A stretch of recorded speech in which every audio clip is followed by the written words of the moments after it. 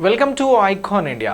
ఎవరైతే EO CDPO exams రాయబోతున్నారో వారికి సంబంధించి ఐకాన్ ఇండియా పేపర్ 1 పేపర్ 2 కోసం ఎగ్జామ్ సిరీస్ టెస్ట్ సిరీస్ని అందిస్తూ ఉంది. ఇందులో పేపర్ 1 పేపర్ 2కి సంబంధించిన అన్ని సబ్జెక్ట్స్ని కవర్ చేస్తూ క్వశ్చన్ ఆన్సర్స్ విత్ ఎక్స్ప్లెనేషన్స్తో మీకు పీడిఎఫ్స్ని అందించడం జరుగుతుంది. దీనికోసం మీరు ఐకాన్ ఇండియా యాప్ ద్వారా రిజిస్టర్ చేసుకోవచ్చు. కోర్స్ ఇప్పుడు ఆఫర్లో ఉంది. అలాగే మీకు ఏమైనా క్వెరీస్ ఉంటే క్రింద ఇస్తున్న నెంబర్కి కాల్ చేసి కూడా వివరాలను తెలుసుకోవచ్చు. సో మనం సోషల్ స్ట్రక్చర్కి సంబంధించినటువంటి టాపిక్ నుంచి కొన్ని క్వశ్చన్స్ తీసుకురావడం జరిగింది.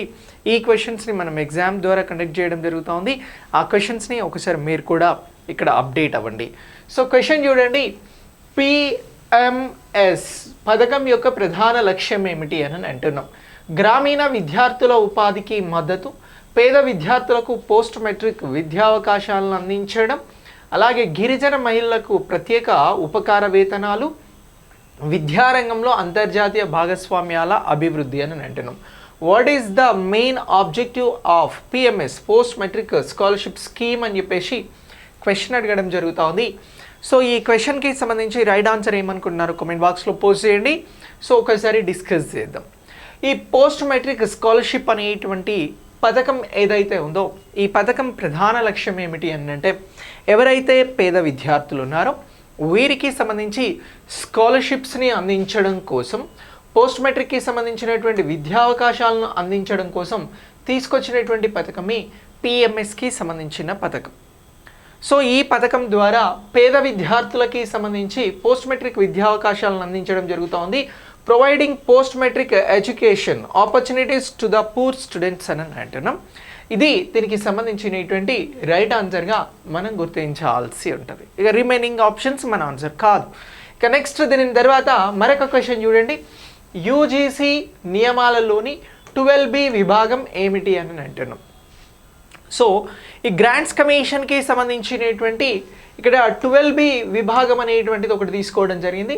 విద్యా సంస్థలను గుర్తించడంలో యూజీసీ సమర్థత, విశ్వవిద్యాలయాల గ్రాంట్లు అందించడంలో నిబంధనలు, మైనారిటీ విద్యా సంస్థల కోసం ప్రత్యేక నిధుల కేటాయింపు, విదేశీ విద్యార్థుల ప్రవేశాల నియంత్రణ అని అంటున్నాం. So what is the section 12B under UGC regulations అని చెప్పేసి మనం ఇక్కడ ఆప్షన్ తీసుకోవడం జరిగింది, ఆ క్వశ్చన్ తీసుకోవడం జరిగింది. మరి తీసుకునేటువంటి ఈ క్వశ్చన్కి సంబంధించి యూజీసీ నియమాలలో ఎక్స్క్లూజివ్ 12 సబ్ క్లాస్ బి ఏం చెప్తా ఉంది అని అంటే ఈ విశ్వవిద్యాలయాలకి గ్రాంట్లు అందించడంలో నిబంధనల గురించి చెప్తా ఉంది. ఇది సోషల్ స్ట్రక్చర్ అనేటువంటి యూనిట్లో మీకు లాస్ట్ టాపిక్స్లో అడుగుతున్నటువంటి టాపిక్స్ ఇవి.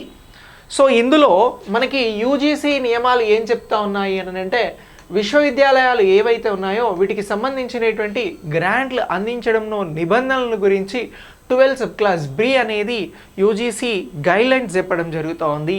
సో ఇలా మనకి rules for granting funds to universities అనేటువంటిది దీనికి సంబంధించినటువంటి రైట్ ఆన్సర్గా మీరు గుర్తించాల్సి ఉంటుంది. ఓకే, ఇక నెక్స్ట్ క్వశ్చన్ చూద్దాం. ఇక్కడ సెంటర్ ఆఫ్ ఎక్సలెన్స్ సిఓఈ క్రింది అంశాలు ఏ రంగాల్లో నిర్వహించబడతాయి? వ్యవసాయ పరిశోధన, గిరిజన విద్యార్థుల విద్యా అవసరాలు, ఉపాధి అవకాశాల సృష్టి, పరిశ్రమల అభివృద్ధి. UGC under COE centre of excellence activities are conducted in which area అని చెప్పేసి ఇక్కడ క్వశ్చన్ తీసుకోవడం జరిగింది. ఈ సెంటర్ ఆఫ్ ఎక్సలెన్స్ని బేసిక్గా మిమ్మల్ని ఎస్సీ ఎస్టీ ఓబీసీలకి సంబంధించినటువంటి అంశం గురించి సోషల్ స్ట్రక్చర్లో చివరగా అడగడం జరిగింది. ఆ పాయింట్ ఆఫ్ వ్యూలో క్వశ్చన్ వస్తే మనం ఇది అక్కడి నుంచి తీసుకునేటువంటి ఏరియా. సో దీనికి ఆన్సర్ ఏం చెప్పాలి అని అంటే ఇక్కడ సెంటర్ ఆఫ్ ఎక్సలెన్స్కి సంబంధించినటువంటి అంశాలలో మనకి వ్యవసాయ పరిశోధనలకి సంబంధించినటువంటి అంశాల దెన్ లేదు అని అంటే సో దానికి సంబంధించి ఇంకా ఏంటి అని అంటే గిరిజన విద్యార్థుల విద్యా అవసరాలు, అలాగే ఉపాధి అవకాశాల సృష్టి, పరిశ్రమల అభివృద్ధి అని అంటే మనం ఆన్సర్ చేయాల్సింది ఇక్కడ గిరిజన విద్యార్థుల విద్యా అవసరాల కోసం సెంటర్ ఆఫ్ ఎక్సలెన్స్ ఏదైతే ఉందో ఇగో దీనిని తీసుకురావడం జరిగింది.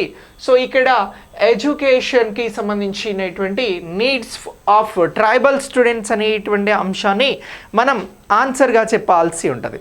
సో ఇలా మనకి ఆన్సర్ వచ్చి సెంటర్ ఆఫ్ ఎక్సలెన్స్ అని అడిగితే గిరిజన విద్యార్థుల విద్యా అవసరాలు, educational needs for tribal students అనేటువంటి అంశాన్ని ఆన్సర్గా చేయండి. ఇక నెక్స్ట్ దీని తర్వాత మరొక క్వశ్చన్ చూద్దాం. మరొక క్వశ్చన్ వచ్చి EMDBS పథకంలో 90% నిధులు ఎవరిచ్చారు అని చెప్పేసి ఇక్కడ అడగడం జరిగింది. సో ఇక్కడ రాష్ట్ర ప్రభుత్వం, అంతర్జాతీయ ఆర్థిక సంస్థలు, ప్రభుత్వ సంస్థలు, కేంద్ర ప్రభుత్వం. Who provides 90% funds under the EMDBS scheme అని చెప్పేసి అడిగారు. సో EMDBSకి సంబంధించినటువంటి దానిలో 90% నిధులను ఇస్తున్నది రాష్ట్ర ప్రభుత్వం కాదు, అంతర్జాతీయ సంస్థలు కాదు, ప్రైవేట్ సంస్థలు కాదు, కేంద్ర ప్రభుత్వం, సెంట్రల్ గవర్నమెంట్ అందించడం జరుగుతూ ఉంది అనేటువంటి అంశాన్ని మనం ఇక్కడ గుర్తించాల్సి ఉంటుంది. నెక్స్ట్ క్వశ్చన్ చూడండి. Venture capital funds schedule tribes పథకం ఎవరి కోసం రూపొందించబడింది అని అన్నారు. గిరిజన గ్రామాల విద్యార్థులకి, లేదా గిరిజన మహిళా వ్యాపారులకి, గిరిజన వ్యాపార అభివృద్ధి కోసం, గిరిజన ప్రాంతాలలో వ్యవసాయ అభివృద్ధి కోసము అని అంటున్నాం.